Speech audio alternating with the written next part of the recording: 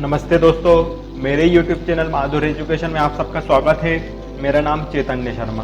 दोस्तों, आज की इस वीडियो में आपके सामने विसर्ग संधि का पार्ट 2 लेकर आया हूं। इसमें मैं आज आपके सामने विसर्ग संधि के आगे के नियमों की चर्चा करूंगा। इससे पहले जो मैंने अपना पार्ट 1 बनाया है विसर्ग संधि का, उसमें आपको 2 नियमों के बारे में अच्छे से बता दिया था। अगर आपने मेरी उस वीडियो को अभी तक नहीं देखा हो तो डिस्क्रिप्शन में मैंने उसका लिंक दे दिया है, आप उस पर क्लिक करके फर्स्ट पार्ट को भी जरूर देखें। आज हम पार्ट 2 में अन्य नियमों की बात करेंगे। उससे पहले हम विसर्ग संधि की पहचान करना, उसकी विच्छेद करना और साथ ही हम संधि करना भी सीखेंगे। जब विसर्ग संधि के शब्दों की पहचान क्या होती है, उसका हम विच्छेद कैसे कर सकते हैं, साथ ही हम उसका संधि भी कैसे कर सकते हैं, ये हम सीखने वाले हैं। तो चलिए चलते हैं अंधकार से प्रकाश की ओर। माधुर्य एजुकेशन, अंधकार से प्रकाश की ओर। विसर्ग क्या होते हैं? मैंने अपनी फर्स्ट वीडियो में भी आपको बताया था, इसमें भी फिर से बता रहा हूँ कि विसर्ग क्या होते हैं। जो इस टाइप के आपको ये बिंदु दिख रहे हैं, तो ये विसर्ग होते हैं। इसको ही हम क्या बोलते हैं? विसर्ग। जब विसर्ग संधि शब्दों का विच्छेद किया जाता है तब विसर्ग चिन्ह, ये चिन्ह दिया है पूर्व पद के अंत में आ जाता है। किस प्रकार से? ये पूर्व पद है आपके सामने और एक साइड आपके सामने है उत्तर पद। पूर्व पद में लिखा हुआ है मनाहा, तो देखिए मनाहा में पूर्व पद के अंत में क्या आ रहा है? विसर्ग आ रहा है। यही इसकी पहचान होती है विच्छेद के बाद। फिर लिखा है हराहा, उसके बाद हमें उत्तर पद के अंत में भी विसर्ग दिख रहा होगा, पर यह संस्कृत का शब्द है इसलिए आपको यहाँ पर विसर्ग लगा हुआ दिख रहा है। अगर हिंदी क्या होता तो हरि होता, बस विसर्ग नहीं होता। पर मेन हमें फोकस करना पूर्व पद के अंत में यहाँ विसर्ग होता है। ठीक है। नियम 3, आज हम विसर्ग संधि के नियम 3 को सीखेंगे। तो नियम 3 क्या है?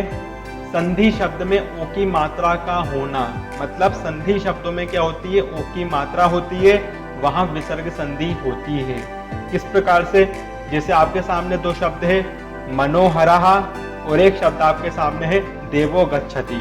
इन दोनों शब्दों को देखिए मैंने हाईलाइट किया है। मनोहरा में नो को, यानी कि ना पर ओ की मात्रा आ रही है, तो ये विसर्ग संधि का शब्द है। देवो गच्छति पर भी आप देखेंगे वहां पर ओ की मात्रा आ रही है, तो मतलब ओ की मात्रा अगर होती है तो वहां पर विसर्ग संधि होने की संभावना होती है। अब आप कहोगे सर आपने हमें कंफ्यूज कर दिया, क्योंकि आपने स्वर संधि में भी हमें बताया था कि ओ की मात्रा जहां होती है वहां पर गुण स्वर संधि होती है।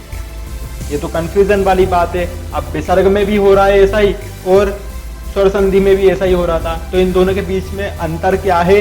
किस कंडीशन में विसर्ग संधि होगी और किस कंडीशन में गुण स्वर संधि होगी, ये भी मैं आपको जरूर बताऊंगा। आपकी उस कंफ्यूजन को भी मैं बहुत जल्दी दूर कर दूंगा। सबसे पहले हम इस नियम को समझ लेते हैं। तो ओ की मात्रा होने पर विसर्ग संधि होती है।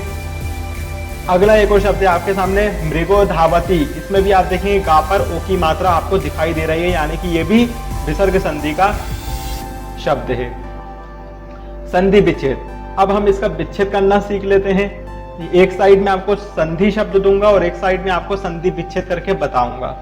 संधि शब्द है जैसे मनोहरहा, मनोहरहा। इसका विच्छेद किस प्रकार से होगा? मनहा प्लस हर, मनहा प्लस हरहा, इस प्रकार से इसका विच्छेद हो जाएगा। यानी कि हुआ क्या? ध्यान से देखिए, ना पर जो ओ की मात्रा लगी थी वो संधि विच्छेद होने के बाद विसर्ग में बदल गई। ना पर जो ओ की मात्रा थी वो क्या बन गई? विसर्ग बन गई। बाकी उसके बाद का जो जैसा शब्द था मनो के बाद हर, वो सेम टू सेम उत्तर पद में वैसा ही आ चुका है। बस अंतर कहाँ पर आया? पूर्व पद में आ गया। पूर्व पद के अंत में ओ की मात्रा कन्वर्ट हो गई विसर्ग में, ये अंतर आया। यानी कि आपको करना है क्या? बहुत सिंपल है। अगर आपको इसका विच्छेद करना है तो बस सिंपल से आपको इतना काम करना है कि ओ की मात्रा को हटाकर पूर्व पद के अंत में विसर्ग को लगा देना है। अगला शब्द देखते हैं देवो गच्छति। तो इसमें भी क्या होगा? ओ की मात्रा हट जाएगी और इस प्रकार से इसका विच्छेद हो जाएगा। देवाहा, वहां पर जो ओ की मात्रा थी वो विसर्ग में बदल गई और उसके बाद उसका गच्छति जैसा लिखा था वैसा का वैसा उत्तर पद में वो आ चुका है गच्छति। तो देवाहा प्लस गच्छति। देखा ना कितना सिंपल है। एक और शब्द ले लेते हैं हम, मृगो धावती। तो गा पर भी क्या आ रही है? ओ की मात्रा आ रही है। इसका विच्छेद क्या हो जाएगा? मृगहा, जो की मात्रा थी वो विसर्ग में बदल गई और प्लस धावती, इसका जैसे यहाँ धावती लिखा था वैसा का वैसा यहाँ पर वो आ गया। इस प्रकार से इसका संधि विच्छेद हो जाता है। बहुत सिंपल है। ओ की मात्रा अगर आपको दिख जाए तो उसका संधि विच्छेद अब आप आसानी से कर पाओगे। अब हम करना सीख लेते हैं संधि। अब विच्छेद शब्दों की हम संधि कैसे कर सकते हैं उसको भी देख लो आप। एक साइड में संधि विच्छेद शब्द दे रहा हूं आपको और एक साइड दूंगा मैं संधि शब्द। मनहा प्लस हरहा लिखा हुआ है। क्या लिखा हुआ है? मनहा प्लस हरहा। एक बात मैं आपको बता दूं, आप लोगों को संधि शब्दों को बहुत अच्छे से देखना, क्योंकि सबसे ज्यादा कंफ्यूजन आपको संधि करने पर आएगी, संधि विच्छेद करने पर नहीं आएगी। जो मैं ट्रिक बता रहा हूँ उसमें संधि विच्छेद करना तो आसान है, पर संधि करना थोड़ा सा डिफिकल्ट हो जाता है। इसलिए मेरी ये एक एक बात को अच्छे से आप नोट करते जाइए। किस प्रकार से विच्छेद होगा ये आप जरूर देख लीजिए। तो लिखा हुआ है मनहा हराहा, तो इसका हो गया मनोहराहा। अब हमें कैसे पता चलेगा कि विसर्ग को ओ की मात्रा में कन्वर्ट करना है, ये मैं आपको बताऊंगा। पहले और उदाहरण देख लीजिए। देवाह गच्छति, तो इसका हो जाएगा देवो गच्छति, यानी कि गच्छति वैसा ही है, बस हुआ क्या, जो वा में आ की मात्रा विसर्ग लगा था वो वा पर ओ की मात्रा बन गया, देवो गच्छति हो गया। अगला ले लेते हम मृगहा धावती, तो इसका भी क्या हो जाएगा, विसर्ग ओ में बदल जाएगा, मृगो धावती। इस प्रकार से इसका संधि हो जाएगा। अब हमें कैसे पता चलेगा कि इसको ओ की मात्रा में कन्वर्ट करना है, तो ध्यान से सुनिए कैसे पता करना है। अगर यहाँ पर आप देख रहे हैं ये विसर्ग, और उससे पहले क्या आ रहा है, ना में क्या आ रहा है, उच्चारण करोगे तो आप ना में आएगा ना, यानी कि लास्ट में आता है आस्वर। आस्वर के साथ यदि विसर्ग हो पूर्व पद के अंत में, इसको आप नोट कर लीजिए अच्छे से ताकि आपको ध्यान रहे।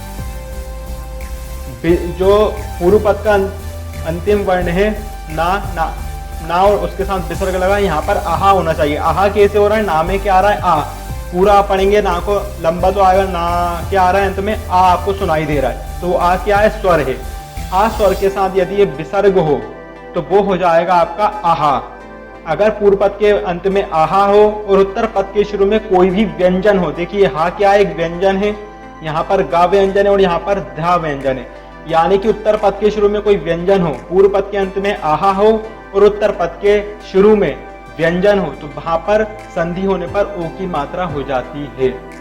ये विसर्ग ओ की मात्रा तब कन्वर्ट होगी जब यहाँ पर आहा हो और यहाँ पर व्यंजन हो कोई भी, तब ये ओ की मात्रा में बदल जाएगा विसर्ग। इधर भी आप देख लीजिए दिया हुआ वा, तो वा में आप उच्चारण करेंगे तो क्या आ रहा है, आ है ना, वा, तो क्या आ रहा है लास्ट में आ, और आ में हमने विसर्ग लगा दिया तो क्या हो गया, आहा। इस प्रकार से आहा हो जाएगा, और इधर क्या है, व्यंजन है, यानी कि यहाँ आहा है और यहाँ व्यंजन है, तो ये वा पर विसर्ग क्या हो जाएगा, ओ की मात्रा में बदल जाएगा। इधर भी देख लीजिए आप, आहा लिखा है और इधर धा व्यंजन आ रहा है, तो ये गा पर ओ की मात्रा बन जाएगा विसर्ग। तो अब आपको समझ में आ रहा होगा कि विसर्ग किस कंडीशन में ओ की मात्रा का रूप धारण करेगा। इस बात को अच्छे से आप ध्यान रख लीजिए। आगे बढ़ते हैं। तो दिया हुआ है पूर्व पद के अंत में आहा हो तथा उत्तर पद के शुरू में व्यंजन हो, तो संधि होने पर आहा प्लस व्यंजन ओ की मात्रा बन जाते हैं। यहाँ पर मैंने आपको दे दिया, इसका आप चाहो तो स्क्रीनशॉट लेकर भी आप रख सकते हैं। अब बात करते हैं इनके बीच के अंतरों की। ओ की मात्रा का अंतर, गुण स्वर संधि में ओ की मात्रा का क्या अंतर है तथा विसर्ग संधि में ओ की मात्रा, इन दोनों के बीच में ओ की मात्रा का क्या अंतर है, हम ये समझ लेते हैं। महोदय लिखा हुआ है गुण स्वर संधि का ये उदाहरण है। महोदय में क्या आ रही है, ओ की मात्रा, तो ओ की मात्रा जहाँ होती है मैंने आपको बताया था वहां पर गुण स्वर संधि होती है। परंतु अब मैं आपको बता रहा हूँ कि विसर्ग संधि में भी ओ की मात्रा वाले जो शब्द होते हैं विसर्ग संधि में भी आते हैं। तो कौन से ओ की मात्रा वाले शब्द गुण स्वर संधि में जाएंगे तथा कौन सी ओ की मात्रा वाले शब्द विसर्ग संधि में जाएंगे, इसको हम समझ लेते हैं। महोदय का विच्छेद मैंने आपको करके दिया है, गुण स्वर संधि में हो गया महा प्लस उदय, ये इसका विच्छेद होगा। गुण स्वर संधि को अगर आप अच्छे से जानते तो आप समझ जाएंगे कि इसका जो विच्छेद है वो यही होगा। तो महा मतलब हो गया बड़ा और उदय मतलब हो गया निकलना, यानी कि उदय होना। तो महा मतलब बड़ा और उदय मतलब ये, तो इसमें जो अर्थ है वो निकल रहा है, दोनों का जो पूर्व पद और उत्तर पद है उन दोनों का अर्थ निकल रहा है गुण स्वर संधि में।